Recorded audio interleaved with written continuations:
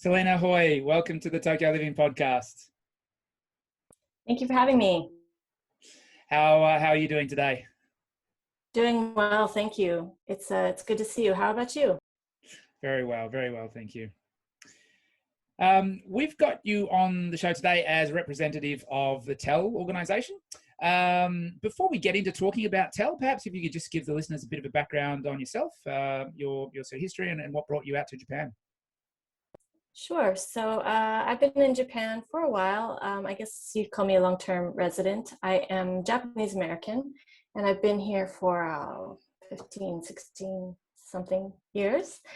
Yeah. And let's see, I came out initially because of family. My mom and my sister were both here at the time, along with my grandparents. And so I came out to join them. Okay. Oh, very cool. And what have you sort of done professionally during that time in Japan? Well, like so many people, I came, shortly after college and did a stint of English teaching. But shortly after that, I started writing and have written for a number of publications. And then after working as a freelancer for several years, the earthquake and tsunami. And so I kind of left it all in Tokyo and went up to Fukushima to do some work with volunteer effort. Ended up staying for almost a year there. Oh, wow. And that was a turning point for me in knowing that I wanted to kind of contribute more with my life, and not as a volunteer, but more as a career. Yeah. And so, where did you go from there? What was the next step after that? Yeah, so after that, I applied to and went to graduate school to get a master's in social work, and did that in Portland, Oregon. Actually, I did it partially in Portland and partially in Japan. I was able to do some of my field placement in Japan, working with refugee communities, both here and in the States. And then after that, I came back to Tokyo and started working for TEL shortly thereafter. Right. So that's a good segue. If you can maybe just talk a little bit about TEL. I think a lot of the listeners will be familiar with the organisation, but what's a little bit about the history and what TEL's all about? Sure. So TEL's a certified nonprofit organization, and we've been around for almost 50 years. It's 48 years this year, I believe, 1973. Oh, wow. And TEL started as part of the Lifeline movement. And the Lifeline was brought on the Samaritans model from the UK, and it was started by what's called Inochi no Denwa, which is the Japanese Lifeline. And they started in 1972. Okay. But they found they were getting a lot of people that they could not help because of language barrier. Right. So they were getting calls from people who speaking English and who needed things they just didn't know the answers to. So TEL quickly came in and started the English language version of the Lifeline, 1973, right after the Inochi no Denwa started. And we are a founding member of Inochi no Denwa in Japan, which has about 50 lines around the country. Amazing, yeah. And so what sort of services does TEL offer, and what sort of practitioners do you have on your staff?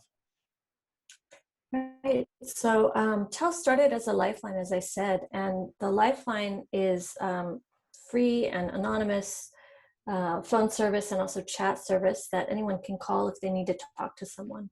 So that's run by trained volunteers that go through a pretty intensive training process, which takes several months before they're able to get on the phone. And then we started to see that people obviously needed more than a lifeline. And so the Lifeline was started in the 70s, but our clinic was started in the 90s with face-to-face counseling. And everyone in the clinic is a master's level or higher therapist, psychologist, psychotherapist. And they're licensed therapists in a variety of countries. We vet everyone's license. We check to make sure that their background and that their licensing is up to snuff. And we have probably a couple of dozen providers in our network. Okay. Mm. And then we also do outreach, which is what I do. Right, right. So yeah, I guess tell us a bit about that, about the outreach. Okay, so I guess after a while we realized that we were doing this lifeline work and we were doing the therapy work, but people didn't always know who we were, and people who needed us couldn't find us or didn't know how to access resources. And so we knew that we needed to get out there and start talking to people about mental health, because we know that there's a huge stigma against talking about mental health, mental illness, and that we needed to try to find people where they were. And so outreach was born in the 2000s, and I am the outreach coordinator. Okay. So, I mean, that's a big one. I mean, trying to address the stigma associated with mental health. What are some of the interventions that you've tried to utilize to address that? I mean, we try anything we can. We know that in Japan, all over the world, but in Japan, suicide is a big problem, and suicide is kind of the end result of a long struggle. Usually, there are a lot of points along the way where people can get help if they can only find it, and if they can only access the resources that they need. And so we are trying to reach people in any way that in any place that they are. That could be going to companies and doing workshops about mental health, having one-on-one conversations with people about mental health, doing social media campaigns, talking about it in other forms of media like podcasts and newspaper articles, band nights. We do all kinds of things to just get the word out that depression and other mental illnesses are extremely common, and that you're not alone. The World Health Organization says that 1 in 4 people will be struggling with a mental illness at any time. So that it's everywhere around us, and we don't pay attention to it. And what have you found are the most sort of effective methods of getting those messages across? I mean, you mentioned a few different sort of mediums that you guys try. What do you find really works? So what we find is that stigma is really strong, and people are ashamed to talk about mental health and about mental illness. And when they're ashamed to talk about it, they end up not accessing the resources that they need. And so we really encourage people to talk to somebody, to talk about their own lives and their own struggles with the people in their lives. And I think that when people hear it from someone they know and someone they trust, then they feel less alone. And isolation is such a big factor in mental illness and mental, getting the help that we need. So when people feel less isolated, they often feel more empowered to, get that, take the step, get the help that they need. And are there, specific issues that you see English speaking population in Japan present with, that's perhaps a little bit different to what you might see overseas? Yeah, so I guess one thing that's pretty common is obviously cultural adjustment. So that's something that happens. People come, they don't know how to fit into the culture. They don't know, those kind of cultural cues that you take for granted are different when you first come. And so that can be disorienting and discombobulating. And so people just get lonely, or they get upset, or they get angry, and that's pretty common. They chafe, with their coworkers or friends, and that can just be a source of discontent that can negatively impact their mental health. And then it can also be isolating, especially when you're someplace that the language is different. You maybe it's not as easy to make friends as it was before, and so people can get really lonely because of that. So how does, in terms of the organisation, TEL, how does it work? If people get in touch with the organisation, specific practitioners assigned based on the nature of the case, or what would someone expect if they were contacting TEL for the first time? So if you were to call the Lifeline, that's a anonymous service, and let me just give you the Lifeline number: 03-5774-0992.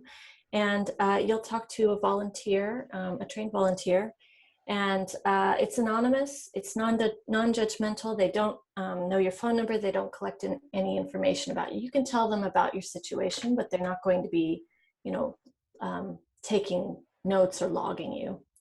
That's different than the clinic, which is a face-to-face therapy session, which can either be in person, or now all of our clinicians are trained on teletherapy as well. So to start that process, which is a fee-based sliding scale therapy session, you would do an intake and you contact our clinic. You can go to teljp.com and look around there to get started.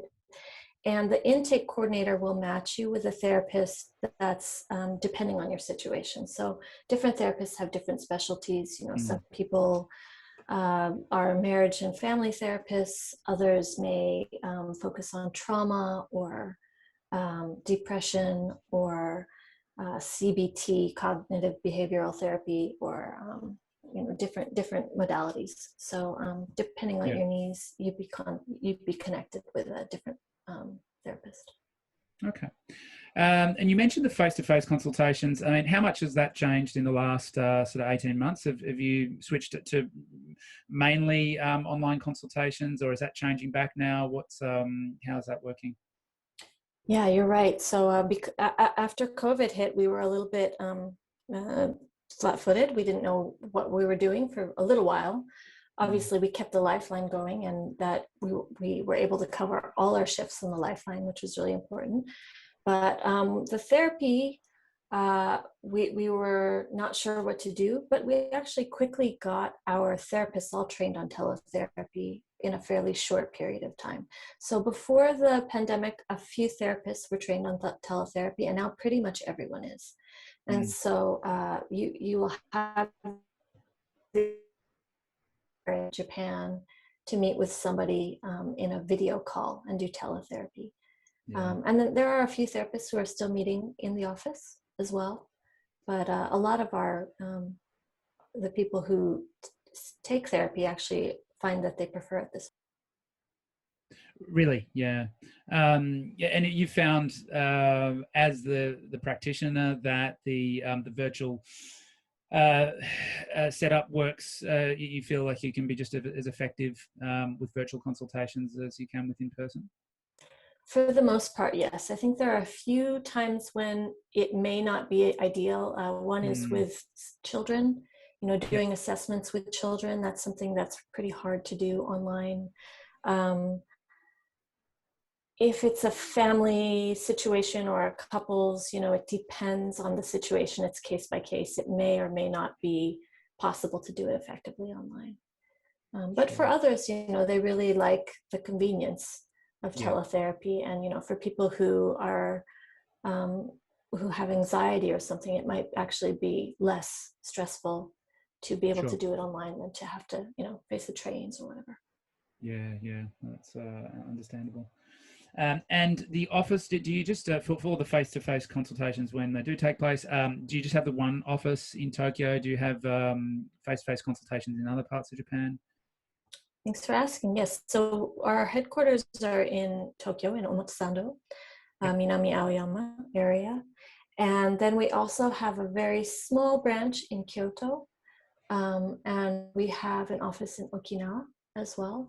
And then we have a couple of other practitioners in other parts of the country. I think we have someone in Iwakuni area and in Ibaraki. Right. Okay. Well, that's very useful to know. I guess sort of starting to wind up, are there any messages or words of advice that you would want people listening or watching this to hear in regards to either seeking advice and treatment in regards to mental health, or sort of helping those that may be suffering? Yeah, I'd say that you shouldn't be afraid to seek help, and that you shouldn't be ashamed of seeking treatment. Like I mentioned earlier, mental illness and mental health disorders are exceedingly common. We know that it's 1 in 4, the World Health Organization says 1 in 4 people at any time, 1 in 5 people in the workplace.